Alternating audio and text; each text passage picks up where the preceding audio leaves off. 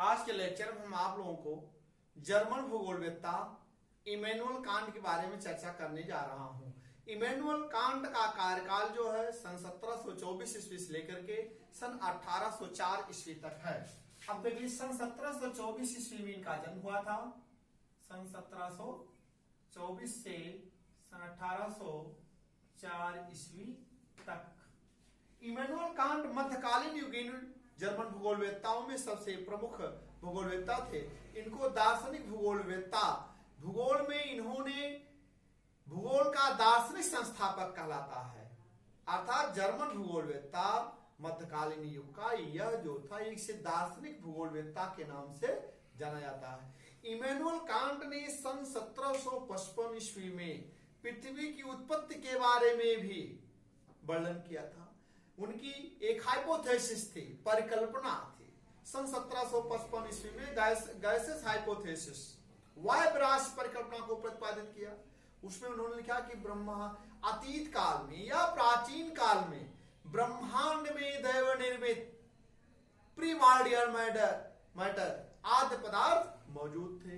कालांतर में उसमें ताप एवं भ्रमण गति उत्पन्न हो गई, जिससे में से वह एक नेबुला का आकार धारण कर लिया और उसमें से 9 टुकड़े निकले और जो 9 टुकड़े निकले वह 9 ग्रह कहलाए। मतलब सेंट्रीफ्यूगल फोर्स के कारण, केंद्रापसारित बल के कारण उसमें से 9 टुकड़े निकले, 9 ग्रह कहलाए। और कालांतर में वह 9 ग्रह बन गए। जो अवशिष्ट भाग बचा वह सूर्य कहलाया। तो इमैनुअल कांट ने यहां तक कह डाला कि give me matter and I will show you how to make world of its. मुझे पदार्थ दो, मैं पृथ्वी की उत्पत्ति कर दिखलाऊंगी। अर्थात कहने का आशय यह है कि इमैनुअल कांट दार्शनिक जागरफर कहलाया और वह भौतिक भूगोल में तरफ उसकी शुरुआत, भौतिक भूगोल के साथ साथ उसका मानव पर भी विचार केंद्रित था। अर्थात भौतिक भूगोल के साथ साथ मानव पर भी उसने अध्ययन किया है।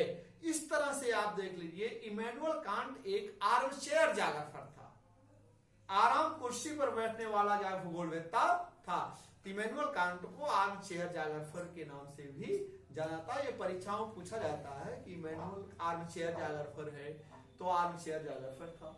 इमैनुअल कांट ने जर्मनी के कोनिग्स विश्वविद्यालय में, जर्मनी के कोनिग्स विश्वविद्यालय में सन 1756 ईस्वी से लेकर के सन 1796 ईस्वी तक, अर्थात 40 वर्षों तक तर्कशास्त्र तथा पराभौतिकी तथा भौतिक भूगोल पर लेक्चर दिए थे।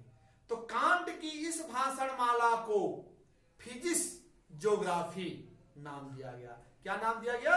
Physics geography.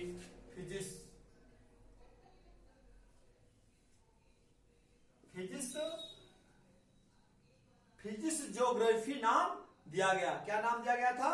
Physics geography.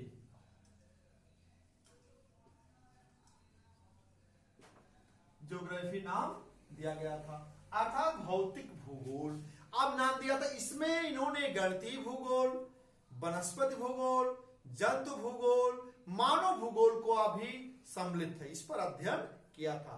तो सन 1756 ईस्वी से लेकर के सन 1796 ईस्वी तक जर्मनी के कोनिग्स विश्वविद्यालय में ये 40 वर्ष तक अध्यापक रहे। किस विषय थे? तर्कशास्त्र और पराभौतिकी के अध्यापक थे और भौतिक भूगोल पर लेक्चर दिए। और इन लेक्चर को कांट की भाषण माला को फिजिक्स ज्योग्राफी नाम दिया गया था और उसमें गणितीय भूगोल, वनस्पति भूगोल, जंतु भूगोल और मानव भूगोल को सम्मिलित किया गया।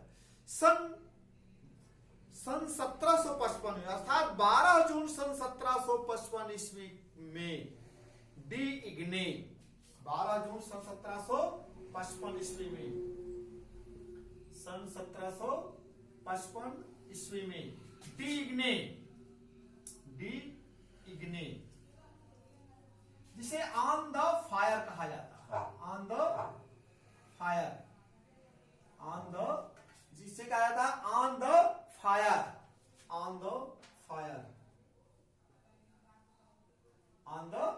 नाम दिया गया।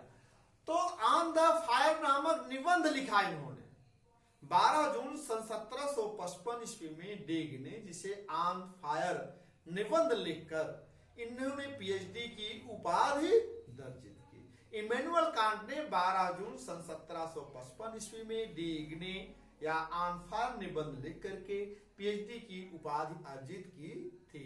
अब इमैनुअल कांट की आरंभिक कृति कौन सी थी? प्रारंभिक रचना कौन थी? General natural history and theory.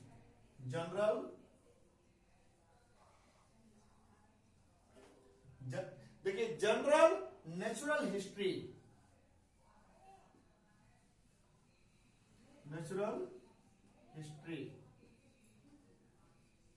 General natural history and theory of the heavens and theory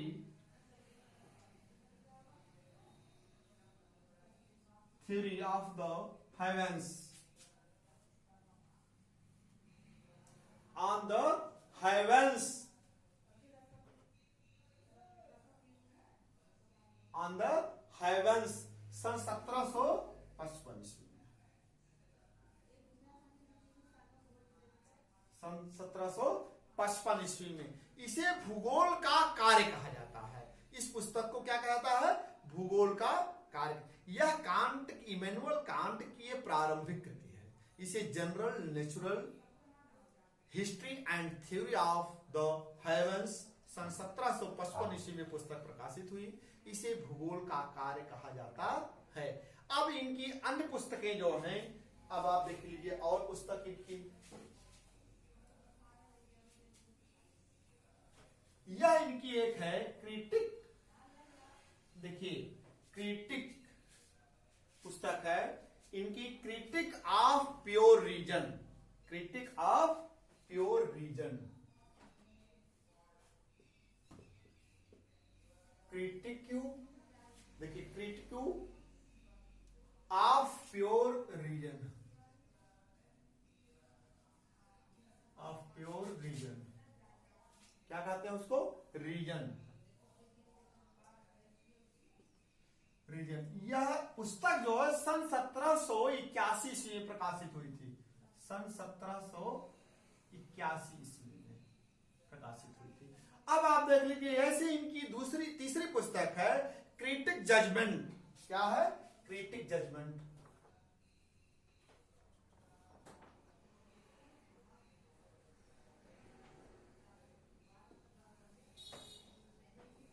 of judgement.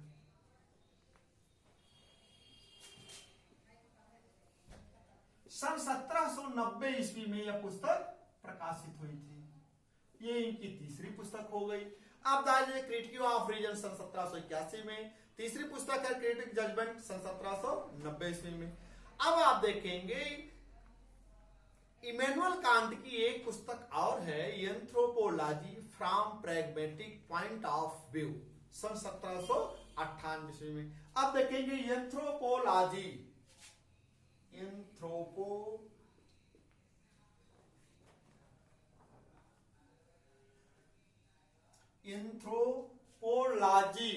Anthropology of, देखिए, anthropology of from pragmatic point of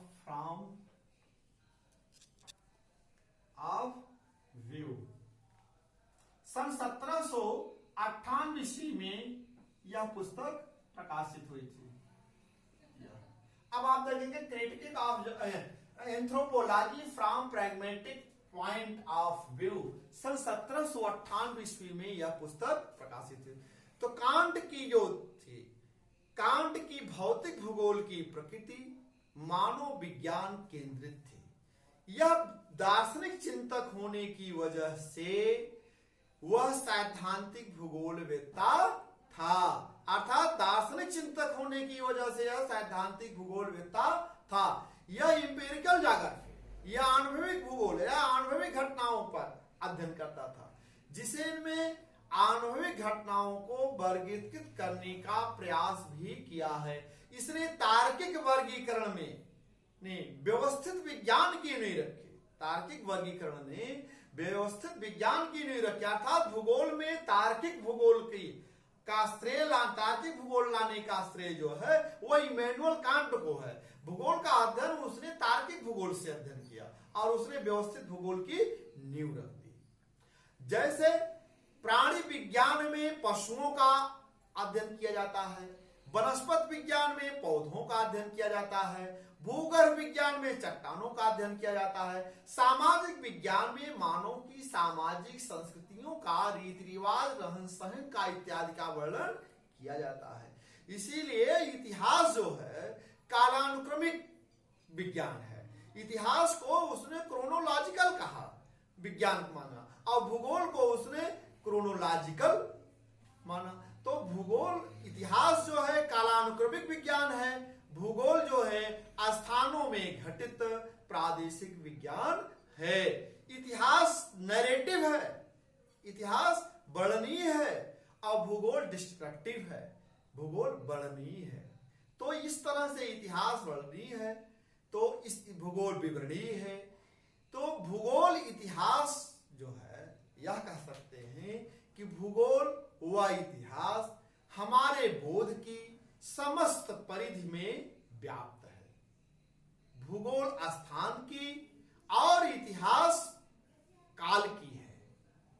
भूगोल स्थान का वर्णन करता है और इतिहास स्थान का वर्णन करता है। तो इस तरह से यह कह सकते हैं भूगोल प्राकृतिक घटनाओं का कोश है, तो इतिहास जो है वह मानवीय घटनाओं का कोश है।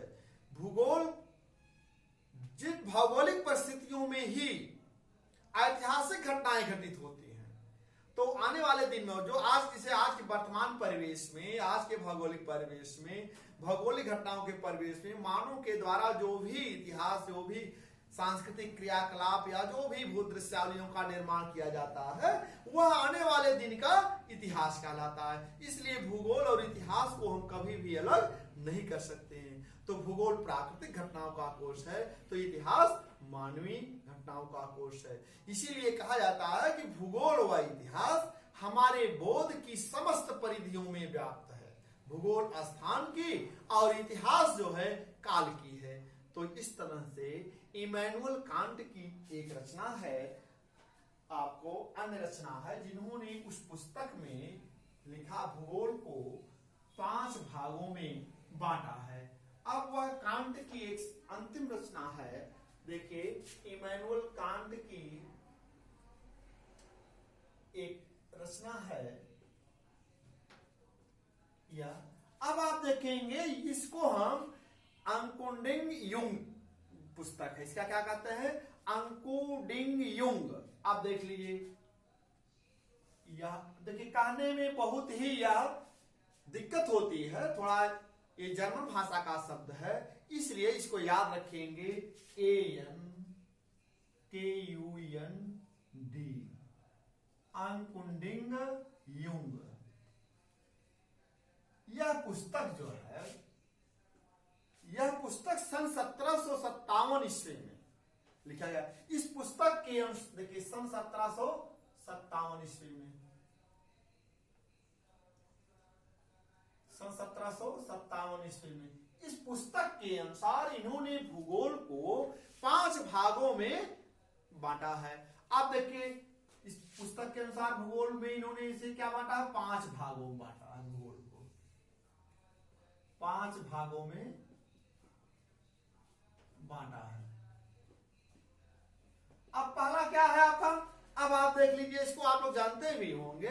इमैनुअल कांट ने जो रचना लिखी है, पहले क्या कहते हैं, पृथ्वी का वर्णन।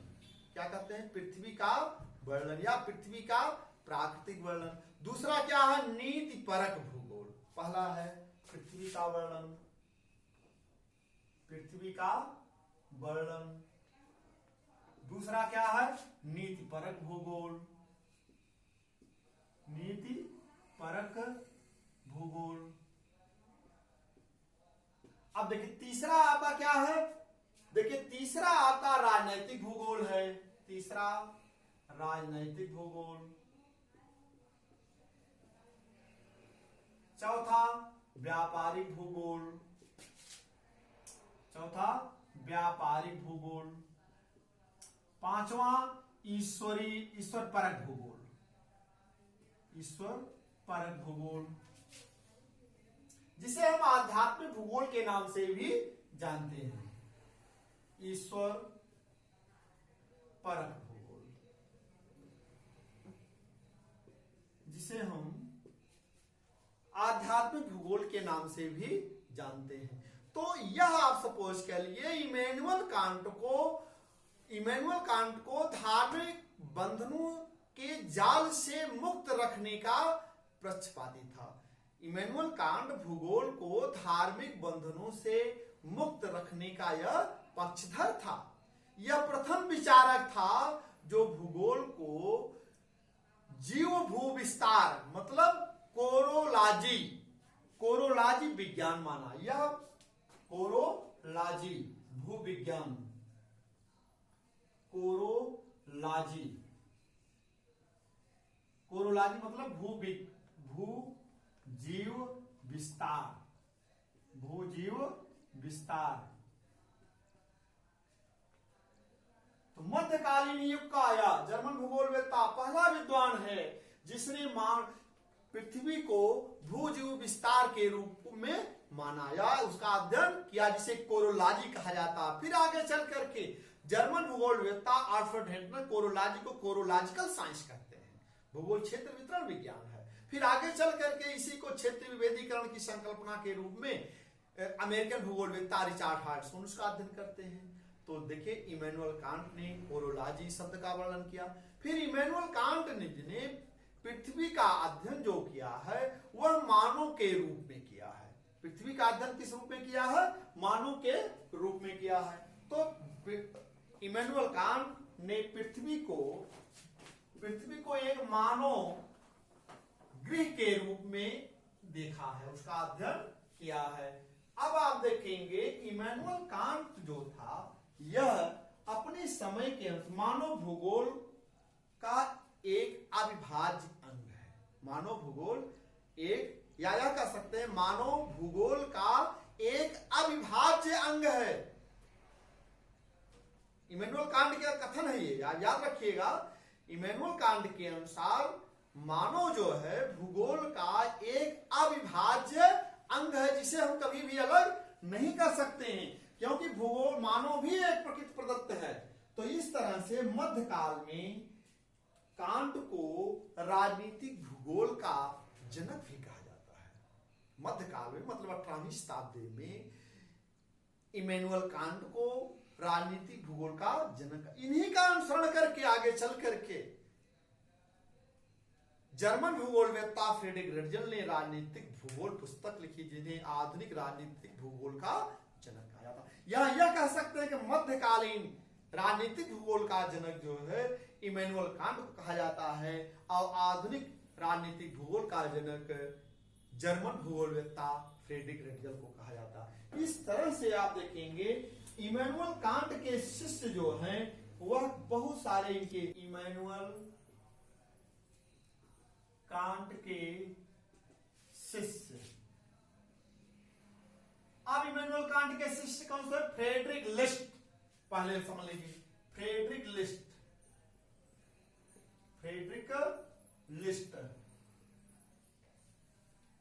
याद हो गया, फ्रेडरिक लिस्ट हो गए।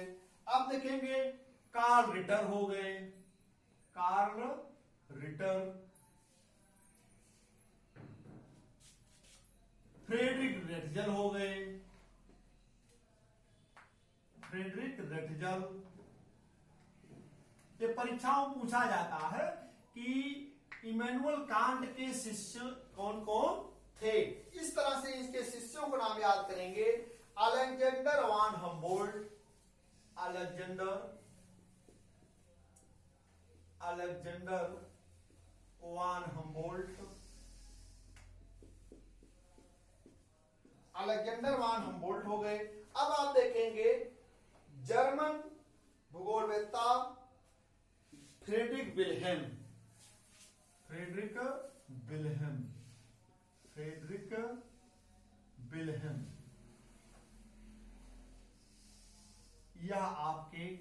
यह जो है इमैनुअल कांट के शिष्यों के नाम है।